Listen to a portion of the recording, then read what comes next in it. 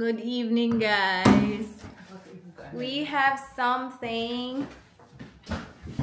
Nag-order tayo ng crispy chips.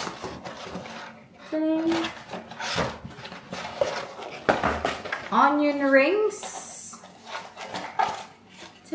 Oh. Ooh. And pizza.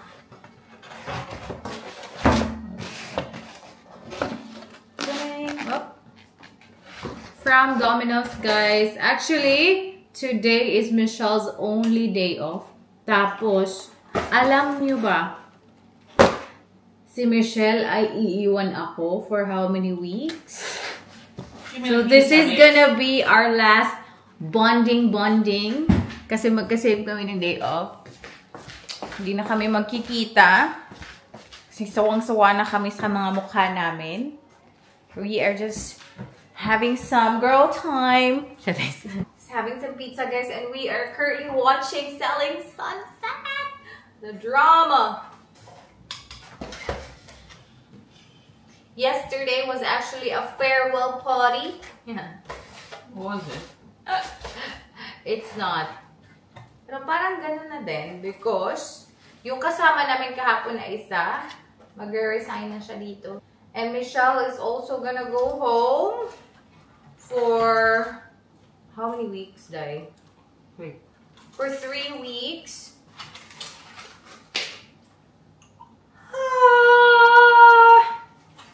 For the chips. For the chops. Yung ano natin, pizza natin, as usual, merong cheesy crust.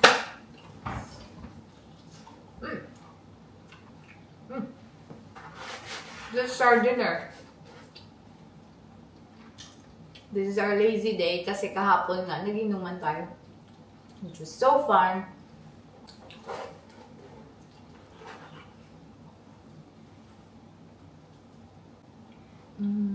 Brush my breath. Watch. Right. Okay.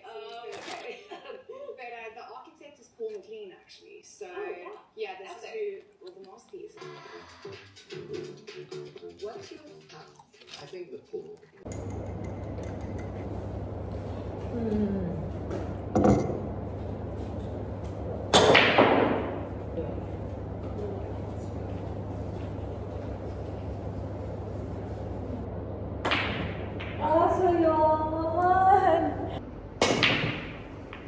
Nakashoot ka?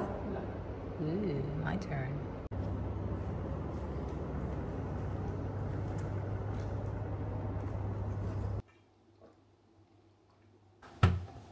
Guys, ako sana ay magsha-shower na, pero since lumabas tayo, pumunta tayo sa Big Lounge, nakita ko yung gym, sabi ko, na-entice ako. So, pupunta tayo doon, magte-treadmill tayo nun siguro mga 20 minutes. Let's see, baka ano pa yung gawin natin. Ang sarap sana talaga mag-swimming, guys, especially the weather today. Hindi siya malamig, mainit. Pero lang, hindi tayo masyadong confident sa ating swimming. So, parang ayoko mag-swimming na mag-isa. So, pero let's see. So, let's go to the gym and go for a quick cardio.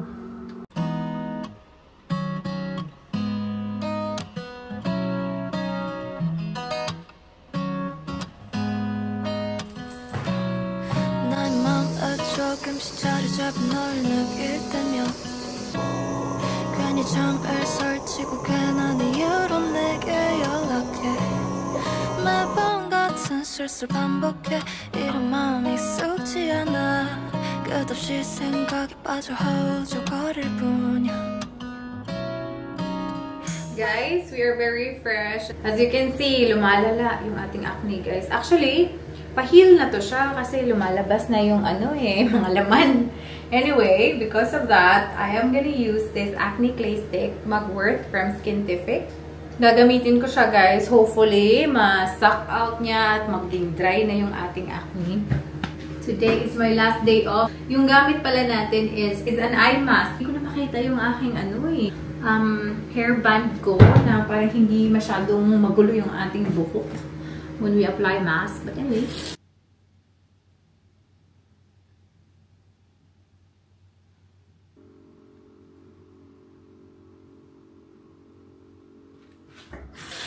And we'll wait.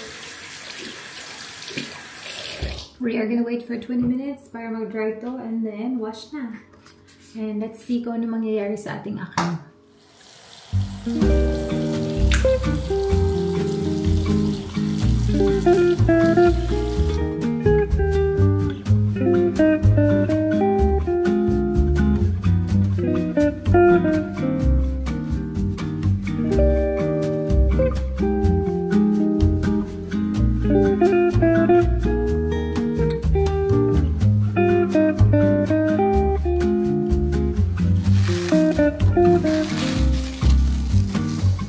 We have some leftover fruits.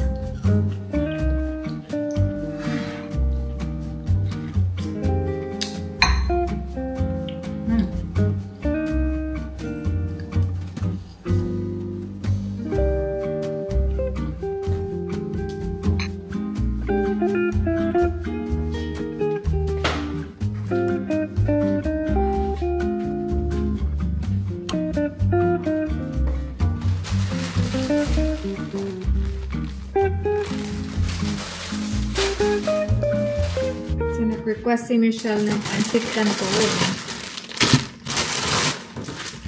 And gusto ko din kumain ng pancit canton.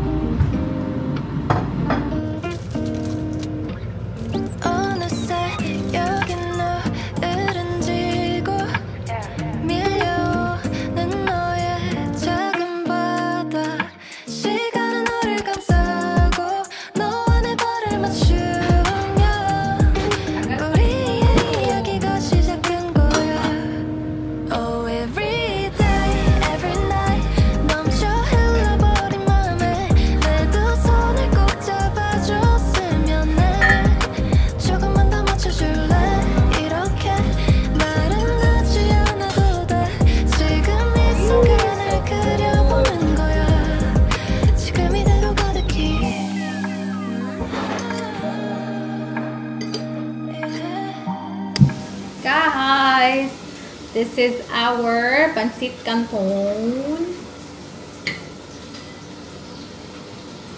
Si Michelle gusto antayin yung rice. So, ako muna uuna kakain.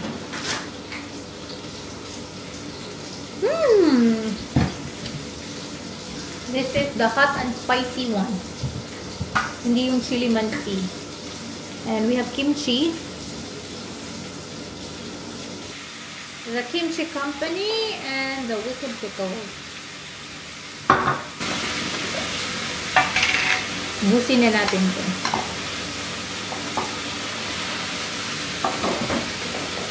Sa cold ba ni siya? Balik anito eh. Eat with kimchi.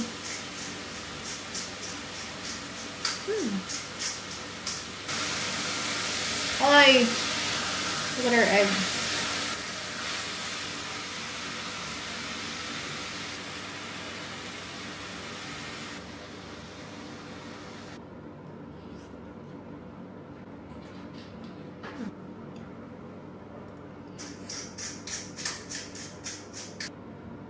Masarap tong Wicked. You can have the...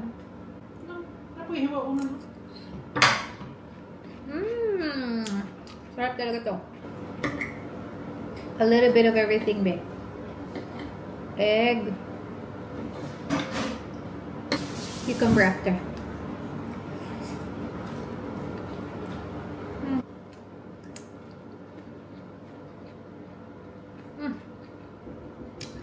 It's really good. Guys, nag-order pala tayo ng leche flan. This is from our ka-workmate dito, si Madam Ana. Nag-order tayo. Tapos, binigyan pa niya tayo ng isa pa. So, dalawa. Dalawang lianera na leche flan. See? My God, ang sarap.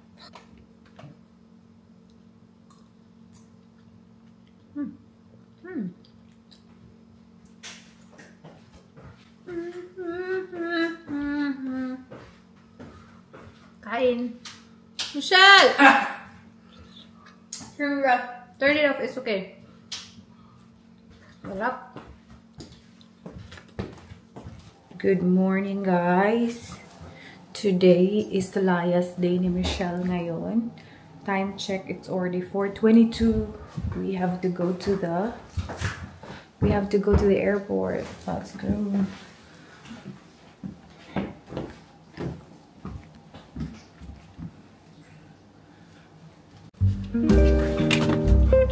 So may mga pangita.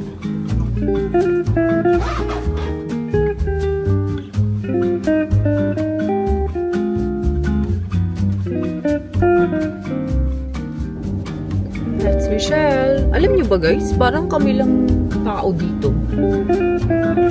Close pa yung airport. Tingnan niyo. Let's zoom in. Check lang ni Michelle. Kasi this is a connecting flight. So I think mag-check in na siya for international flight eh. So that's why we have to be early. Oh, there you go. That is open. Okay. Nag-open lang.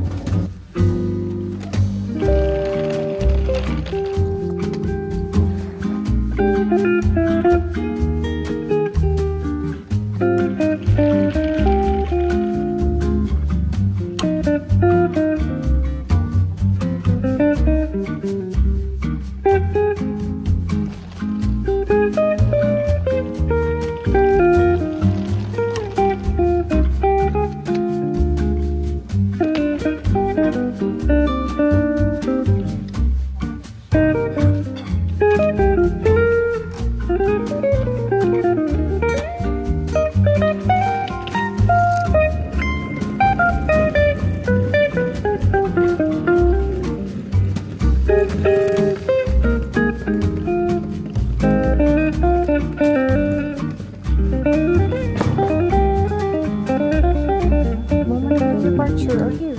Qantas. Ha? Ilang tao na?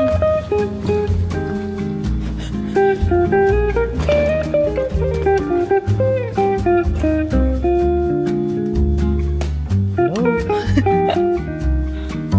Yan, close pa dito guys.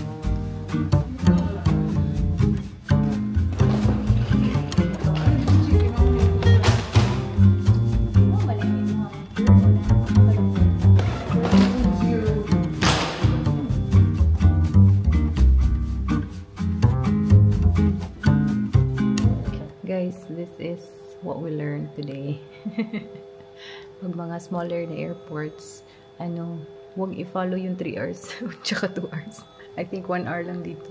1 hour before the time ka mag-check in. It's 4:52. Bye, girl. Yep. Gonna enjoy my peace. Iwan na tayo ni Madam Michelle. Huh? Iwanan na tayo ni Madam Michelle. Punta na siya ng Manila and Cebu. Enjoy her life. Check-in done at 5:15. You ready to go, girl? Yung flight niya 6:45 pa. Bye, girl. Andito na tayo sa car, guys. Nagpaalam na tayo kay Inday. I'm just gonna connect my phone. Grabe ang lamig-lamig. Ito talagang si Madam Michelle. Akala ko talaga meron siyang naiwan kasi grabe yung message niya sunod-sunod. Ano lang pala, may chika lang pala siya sa mga nakita namin na nag-check-in kanina. So, nag-stop ako dito sa gilid ng road and we are gonna go home, guys. We're 4 minutes away. Guys, we are home. And yun na nga, iniwan na tayo ni Michelle. Medyo matagal siya mawawala this time, guys. So, solo muna tayo dito sa ating travel nursing life. You know, okay lang din. May, ano rin siya, magbabakasyon kasi siya sa Pilipinas. So, at least mag-enjoy siya doon. Next month naman, ako din yung magbabakasyon sa Pilipinas. So, hindi kami sabay this time. Magiging quiet yung ating pamumuhay for now. Kasi iba din talaga pag may kasama, especially if you're doing travel nursing. And especially if mapunta ka sa mga very quiet na lugar. May mga lugar talaga dito na may mga situations wherein unsafe na talaga eh. And experience namin yan talaga sa Queensland. At least man lang, naghiwalay kami na nandito kami kasi mas okay dito. And I feel safe din sa accommodation. Yun talaga sa previous namin na contract na sabi ko talaga hindi ako magsusurvive dito na ako lang mag-isa because of the situations na pagdaanan namin doon talaga na very unsafe talaga. Para sa akin timely din yung pag-uwi ni Michelle kasi ngayon na ako lang mag-isa, I will be like in control of my diet, kung ano yung grocery na gusto ko. Especially we are doing egg freezing and very important yung diet, guys, for you to have like healthy eggs. So, very timely. Like, initially sabi ko, ay sana mag-December ka na lang na magbakasyon kasi sabay na tayo and then it's easier for us kasi we're traveling together, duo kami. So, when we actually get contracts, mas easy. Hindi yung dito ka lang tapos ako na yung magsistay. Para basta medyo tricky yan siya. Sa ngayon, naisip ko na while I'm preparing for the egg freezing, which is gonna happen next month, sabi ko at least mas may control ako ngayon sa diet ko. Mas ako na yung mag-grocery. Mas ako na yung magluluto. Hindi man ako masyadong nagluluto, guys. Pero I know that if ako na lang mag-isa, magluluto ako para sa sarili ko. Alam nga na mamamatay ako, diba? So, ayun. Na-search ko na din ano yung proper diet for me. So, ayun, mag-grocery tayo maybe later today kasi mag-night shift ako. But I think I just need to have more sleep kasi isa din yan. I really have to have a proper sleep. Control talaga, disiplina talaga. Kasi I only have 3 weeks left para to follow the recommended na mga diet at saka supplements pa na iti-take ko. So, ayun. That's it, guys. But I'm gonna be sad na wala na si Michelle. I feel like, you know, masaya naman talaga if may kasama ka, katuwang ka, may kachika ka, may ka-watch ka, kasama kang ka-watch ng mga series ng mga bet namin. But anyway, that's life. So, ayun na guys. I'm just gonna have a rest or maybe mag-i-edit muna ako kasi feeling ko hindi naman ako makakatulog ulit. Yeah, that's our day today. Hindi tayo ni Madam Michelle. Pero nakakatuwa kasi very excited na yung pamangkin niya, yung family niya na makita siya. So parang matutuwa ka din sa kanila ba? Super excited talaga sila makita siya ulit. Right, I'm gonna see you later, guys. Let's see if mag-grocery ako ngayon. Close pa kasi yung grocery, otherwise diretso na sana ako. Pero it's still very early.